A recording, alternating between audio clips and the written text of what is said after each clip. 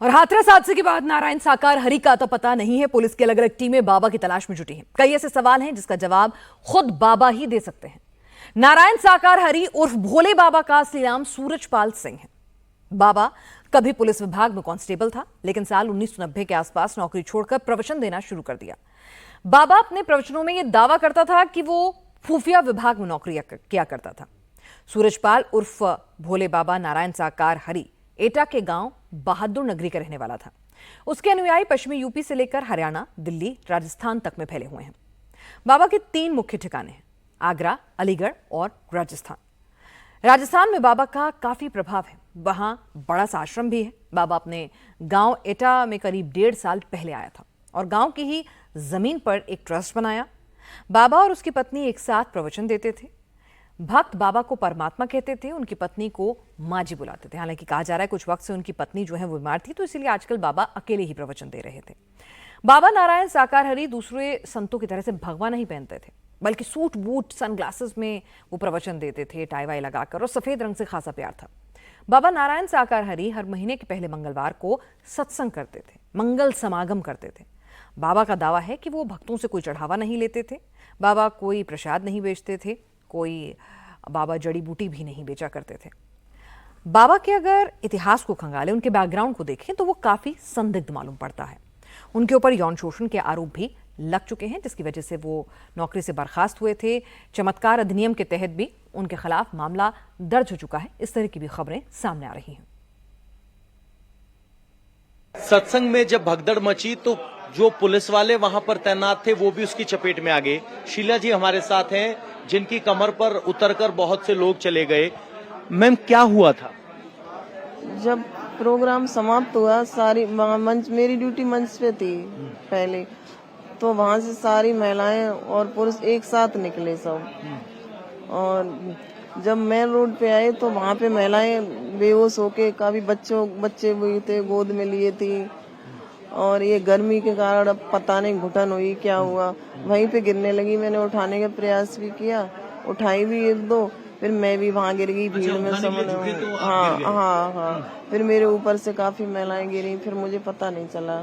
अच्छा, एक सवाल, ये कितने पुलिस वाले तैनात थे वहां पे आपके साथ? पुलिस तो बहुत लगी, मैंने कोई काउंटिंग नहीं की है।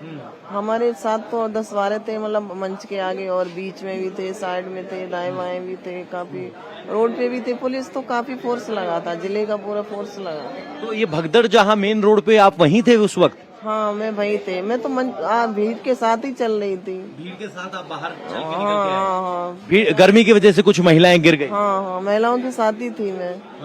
और वो जो कुछ धक्का मुक्की भी हुई वहां पे जब वो संत निकले? मुक्की अभी ये तो पता नहीं, भीड़ में तो धक्का मुक्की, आगे को बढ़ रहे थे बच्चे, वो एक दूसरे को धक्का दे के ही आगे बढ़ेंगे वहाँ। अच्छा, तो वो धक्का दे के ही आगे बढ़ रहे थे।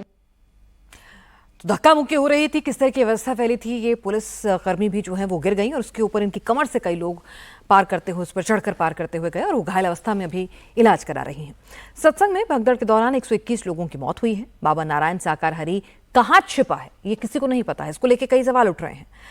बाबा के भक्त इस घटना में बाबा को कहीं से अभी भी जिम्मेदार नहीं मान रहे। मैनपुरी आश्रम के ट्रस्ट के सदस्य राकेश बाबू का तो ये भी कहना है कि मौत के लिए श्रद्धालु खुद जिम्मेदार हैं। राकेश बाबू की ये संवेदनहीनता भरी बातें सुनिए। कितने सालों से आप इस बाबा के साथ जुड़े हुए? 2004 से। 2004 जी हाँ। सबसे पहला सवाल कि ये जो पूरा हादसा हुआ, इसको जो है आप और आपका आश्रम कैसे देखता है? ये दुखद समाचार है। ये आश्रम कैसे देखता है भाई, सब तो ये दुख की बात है। जब मौतें हुई तो दुख तो होगा ही होगा। हाँ। तो गलती किसकी है? अब इसमें गलती हम किसकी माने? हम तो इसकी गलती मांगते हैं जो भगदड़ में खुद शामिल है। अगर वो भगदड़ नहीं करते तो मरते भी नहीं। इसमें परमात्मा का कोई दोष ही नहीं है। उन्होंने प्रवचन दिया और अपने वापस आ गए। अब वो ने भगदड़ क्यों मचाई, अब भाई वो ही जाने, क्योंकि वो अब बोलो अब तो संसार में ही नहीं है। लेकिन अगर तो यही कहेंगे गलती तो उन्हीं की है जिन्होंने भगदड़ मचाई है। उन्हीं की गलती।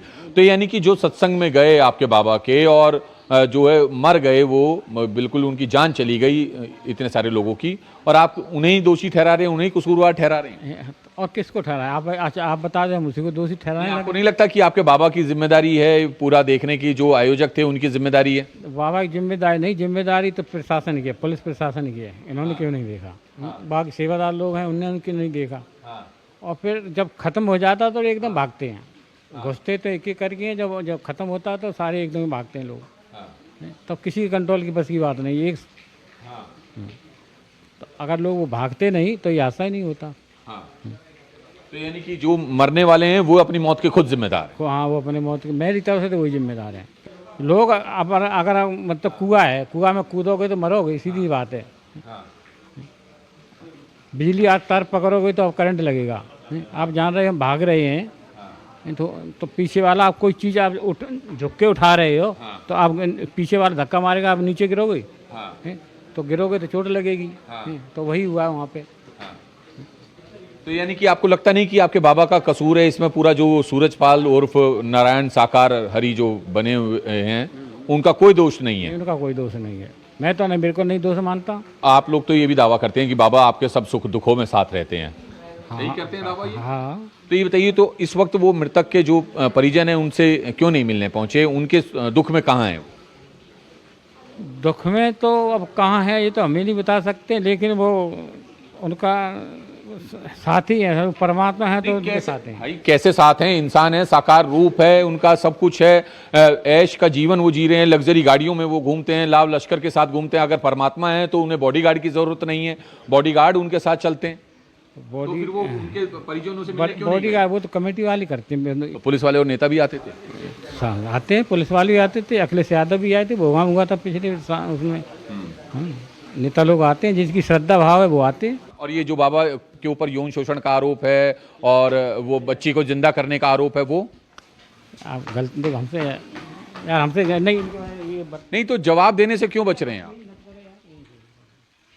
तो जवाब देने से राकेश जी क्यों बच रहे हैं आप? बदतमीजी मत करो। बदतमीजी क्या कर रहे हैं इसमें? हम तो सवाल आपसे पूछ रहे हैं। नहीं भाई मुकदमा तो पुलिस ने अरे दर्ज यार, किया हुआ है ना। आप बेकारी बात कर रहे हैं। तो ये राकेश बाबू हैं जो कि मैनपुरी का जो आश्रम है उसके ट्रस्ट के सदस्य हैं, और अब सवालों से बचकर यहां से जा रहे हैं। फिलहाल बाबा पर कुछ भी बोलने को तैयार नहीं है। पाखंड का ऐसा तिल्स्म रचा है बाबा ने कि लोग उसके पीछे दीवाने हैं। उसकी गाड़ी के टायर की धूल लेने के लिए अपनी जान दांव पर लगा दी लोगों ने।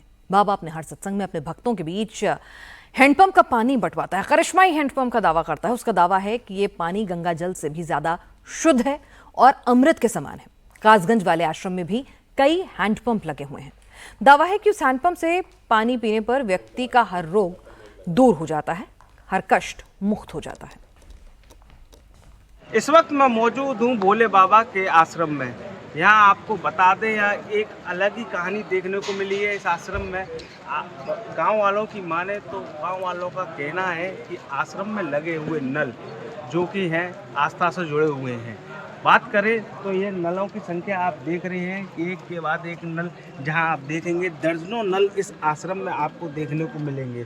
इस नल की जो बताई गई है कि बताया जाता है कि इस नल का पानी पीने से, इस नल के पानी से नहाने से आपके शरीर के जो भी रोग हैं उस रोग से मुक्त हो जाएंगे और आपकी जो भी मनोकामना है वो पूर्ण हो जाएगी। वहीं जब गांव वालों से इस पूरी जानकारी पर बात की गई तो गांव वालों का कहना है कि यह अपनी अपनी मान्यता है और लोग बाग दूर दराज से आकर इस नल का पानी भरकर अपने घर में ले जाते हैं, क्योंकि सालों से ये बताया जा रहा है कि 1997 के बाद से ये भोले बाबा का आश्रम, जो कि एक भोले बाबा का साम्राज्य बहादुर नगर पटियाली क्षेत्र में स्थापित हो चुका है। और उसके बाद से ये पूरा आप जहाँ तक निगाह डालेंगे एक काफ़ी बड़े एरिया में भोले बाबा का ये आश्रम बना हुआ है।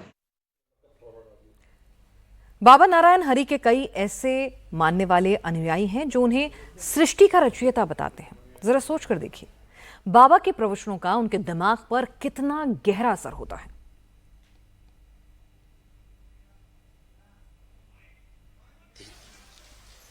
ये इनकी तन की बहन है, वो जुड़ी थी। उनके जुड़ने के बाद ये थोड़ी परेशानी रहती थी इनसे, शरीर से कुछ परेशान रहती थी, तो ये आने जाने लगी तो ये ठीक हो गई। जब ये ठीक हो गई तो हमारा आना जाना भी हो गया। बाबा से मिलने के लिए हमें सेवा क्रम का हमारी भंडारे में ड्यूटी है। गेट बना हुआ है, जब से यहाँ प्रभु आए हुए हैं नारायण साकार हरि, जब से हमारी गेट पे ड्यूटी रहती है। हम गेट पे शाम को पहुंच जाते हैं 8 बजे और सुबह 6 बजे आ जाते हैं। हमारा ये नाइट ड्यूटी हमारी सेवा है। बाबा तो है ही नहीं, वो नारायण हरि हैं। नारायण हरि से मिलते हैं। बाबा तो कोई कपड़े पीले कोई चीज नहीं, बाबा नहीं है। सिर्फ नारायण हरि हम मानते हैं, नारायण हरि को मानते हैं। नारायण हरि के पास ही सारी कमेटियां आती हैं।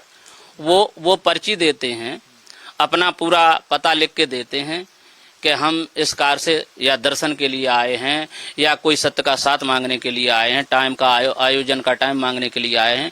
इस तरीके से उनकी पर्ची वहां पहुंचाई जाती है। फिर वो उनका आदेश होता है, उसे ही बुलाया जाता है। जुड़ाव ऐसे हुआ कि जैसे ये भाई साहब कलेक्टर भाई साहब जाने लगे थे तो इनके साथ साथ देख के हम भी जाने लगे।